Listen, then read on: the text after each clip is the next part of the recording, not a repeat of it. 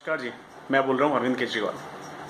Sir, ये line बोल बोल कर ना आप अपने आप को ये एहसास दिलाते हो कि आप अरविंद केजरीवाल हो और आप हमारे सीएम हो। हमें तो पता ही है सर, इतने गर्लफ्रेंड, इतने फ़ोन तो घर से माँ बाप के नहीं आते, इतने फ़ोन तो हमारी गर्लफ्रेंड नहीं करती, या किसी के दोस्त का भी भाई बहन एक दूसरे को नहीं करता जितने फ़ोन आपके आते हैं। सुबह पहला फ़ोन उठाते हैं तो उसमें मिस कॉल आपके नाम की मिलती है और गलती से मिस कॉल रह जाए तो दूसरा फ़ोन आप ही का आ जाता है। नमस्कार जी, मैं बोल रहा हूँ अरविंद केजरीवाल, ऐसा करते हैं, वैसे करते हैं, ये करते हैं। सर, काफ़ी सारी चीज़ें मानता था, मैं जानता था कि शायद आप आओगे, कुछ अच्छा करोगे, सबको एक खूब थी, दिल्ली, पूरी दिल्ली को एक खूब थी और यही एक वजह थी आपको 67 सीटें मिली हैं। 70 में से लोग बोलते हैं कि हमने नहीं दिया, हमने नहीं दिया, लेकिन हाँ, जब सबने वोट दी तभी आप सीएम बने हो। आप एक आंदोलन से उठे, जिस आंदोलन में हमारे जैसे लोग और मैं भी बैठा हुआ था, जब हम करप्शन के खिलाफ लड़ाई लड़ रहे थे। आप एक टाइम पे एक आदमी होते थे जिन्होंने आईएएस की नौकरी छोड़ दी थी क्रूसेडर बनने के लिए, आरटीआई क्रूसेडर बनने के लिए, ये करूँगा वो करूँगा, और बिना पैसे के आप लोग तब आंदोलन लड़ते रहते थे। आपको लगता था देश के लिए इतना कुछ करना है, सब कुछ, तब आपके सारे ख्यालात अलग होते थे। लेकिन जैसे ही आप पॉलिटिकल एरा में घुस गए हो सर, क्या हो गया आपको? आपने पता है कितने सारी यंगस्टर की होप को मार दिया है। अब पता नहीं कौन किसी पे विश्वास करेगा नहीं करेगा, क्योंकि सबको लगेगा यार ये भी बोलेगा तो सही, लेकिन ये भी अरविंद केजरीवाल जैसा निकला तो क्या होगा। आप करना क्या चाहते हो सर? सब्सिडी की पॉलिटिक्स। सर, ये मेरे ख्याल से बस्ती वाले समझते होंगे सब्सिडी की पॉलिटिक्स अच्छी होती है, पानी फ्री आ रहा है, बिजली फ्री आ रहा है। हमारे जैसे पढ़े लिखे लोग सर जानते हैं सब्सिडी की पॉलिटिक्स क्या होती है। एक तरफ से कान पकड़ लेना और फिर दूसरी तरफ से कान पकड़ लेना, बात बराबर ही है।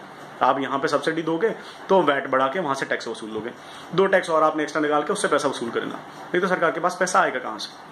हर रोज आपके आलतू फालतू एडवर्टाइजमेंट। आपने मोहल्ला क्लिनिक स्टार्ट कर दिया, मोहल्ला क्लिनिक तो शुरू कर दिया सर। इनिशिएटिव लेना आसान है, बहुत आसान है। इनिशिएटिव लिया आपने, एडवर्टाइजमेंट टांग दिया और इनिशिएटिव हो गया। लेकिन इनिशिएटिव को कितना अच्छा मैनेज कर रहे हो, वही सबसे बड़ा टफ टास्क है। एडवर्टाइजमेंट से कोई भी इनिशिएटिव सक्सेसफुल नहीं होता जब तक कि लोग उसको, जनता उसको, देश की एक्सेप्ट ना करे। आपने मोहल्ला क्लिनिक शुरू कर दिया, अरे जो पहले से हॉस्पिटल और डिस्पेंसरीज हैं वहां तो मरीजों का इलाज ठीक से हो नहीं रहा है। आज भी आप एम्स और सफदरजंग के बाहर जाके लाइनें देखोगे ना तो लोग पड़े हुए हैं, जिसपे आपने प्रॉमिस किया था कि मैं आते ही शेल्टर बनाऊंगा। किस तरह की घटिया पॉलिटिक्स यार। जितने खर्चा आपका ऐड का हो रहा है उतने में तो एक शेल्टर बन जाता, होम बन जाता। जितने एम्स के बाहर लोग गरीब सोते रहते हैं बेचारे, ये जाके उनके अंदर सो जाते हैं। नहीं, क्या आपने ड्रामा लगा के रखा? Odd even. आपको क्या लगता है ऑड इवन कुछ आपने इन्वेंशन क्रिएट करी? It's a discovery, it's a system failure, it's a political failure कि आज हमारी दिल्ली को वो दिन देखना पड़ रहा है कि जब हम डेवलपमेंट की बात तो करें लेकिन हमें फिर से 100 साल पीछे जाना पड़ रहा है कि रोड पे गाड़ियां ना उतारो। क्या आपको पहले दिखाई नहीं दे रहा कि रोड पे गाड़ियां ज्यादा होंगी या नहीं होंगी? दिल्ली एक डेवलपिंग स्टेज पर है, दिल्ली इतना डेवलप्ड सिटी है, आप उसको बर्बाद करने पर लगे। तो आपको क्या लगता है ये पोल्यूशन कम करने का तरीका है? और ये एडवर्टाइजमेंट में आपने क्या लगा रखा है? अगर आपको इतनी एडवर्टाइजमेंट करनी है तो फिर आप में और मायावती में फर्क क्या है? वो अपनी मूर्तियां बनाती थी वहां पे, आपने पूरी दिल्ली को अपने बोर्ड से सजा रखा है। पूरे दिल्ली में कहीं देख लो, डस्टबिन पर अरविंद केजरीवाल, रेडियो पर अरविंद केजरीवाल, टीवी पर अरविंद केजरीवाल।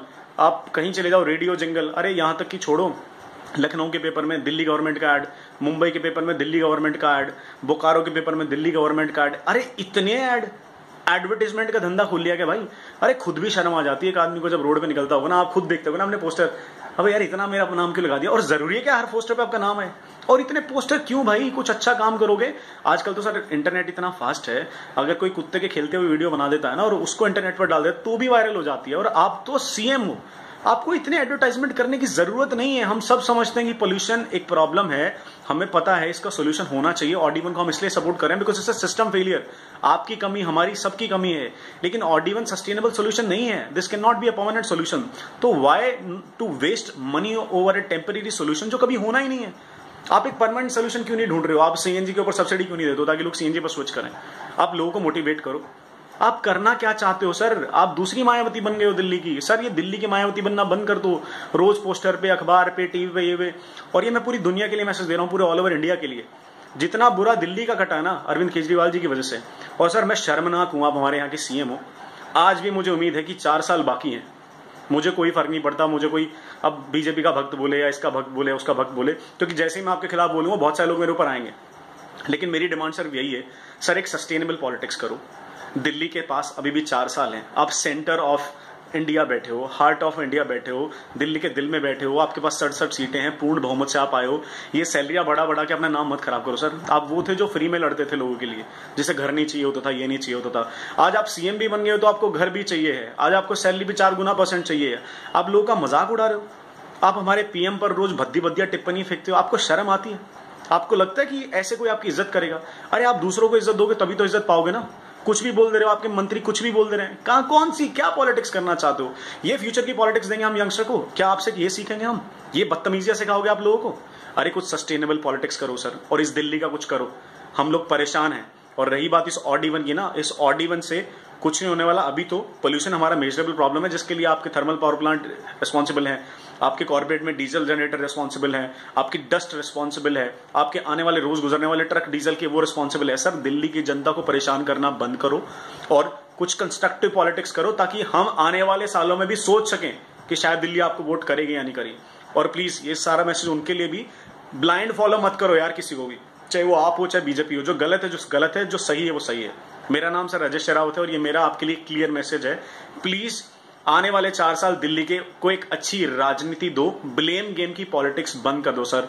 जय हिंद।